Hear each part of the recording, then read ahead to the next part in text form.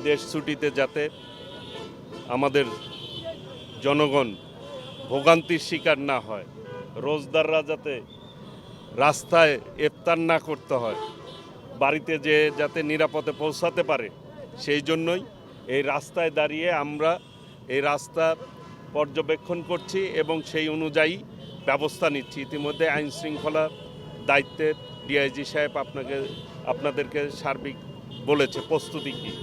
এই রাস্তা আপনারাই দেখছেন, কোনো যানজট নাই আল্লাহর রহমতে। আজকে কিন্তু 40 লাখের অতিরিক্ত মানুষ এই রাস্তা দিয়ে যাতায়াত করবে।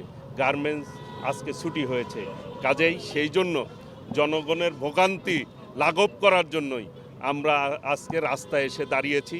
জনগণের ভোটে আমরা নির্বাচিত হয়েছি, কাজেই জনগণের প্রতি আমাদের একটি আলাদা কমিটমেন্ট রয়েছে। মাননীয় প্রধানমন্ত্রীর জনাব তারেক রহমানের নির্দেশ রয়েছে যাতে করে জনগণ কোনোভাবেই ভোগান্তির শিকার না হয়, সেইভাবে আমরা পদক্ষেপ নিচ্ছি। যানজট হলে আইনশৃঙ্খলা বাহিনী যেভাবে ভূমিকা রাখে, যানজট যাতে সচল থাকে সেই অনুযায়ী ব্যবস্থা গ্রহণ করবে। আল্লাহর রহমতে এখন পর্যন্ত হয়নি। আমাদের প্রস্তুতি, সব রকম প্রস্তুতি রয়েছে ইনশাল্লাহ। বিগত দিনে অব্যবস্থাপনার কারণে তারা যানজটে পড়েছে। আল্লাহর রহমতে আমরা পূর্ব প্রস্তুতিও নিয়েছি এবং যাতে যানজট না হয় সার্বক্ষণিক কিন্তু তদারকি করছি।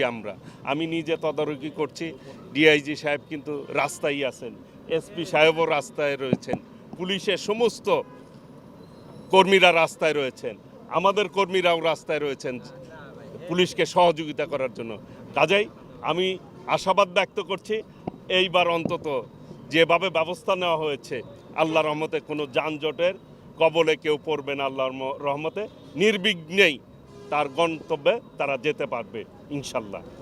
আমরা এই মুহূর্তে শুধু টাঙ্গাইলের জন্য নয়, ঢাকা রেঞ্জের জন্য ঘরমুখ যারা যাত্রী রয়েছেন তাদের নিরাপত্তার জন্য, তারা যেন নির্বিঘ্নে বাড়ি যেতে পারেন, তারা যেন উৎসবমুখর পরিবেশে উৎসব করতে পারেন, সেই পরিবেশের জন্য আমরা শুরু থেকেই ফোর্স মোতায়েন করেছি এবং এই মুহূর্তে আমাদের নিরাপত্তার জন্য যত রকম সাপোর্টের প্রয়োজন সব সাপোর্টই দেওয়া আছে।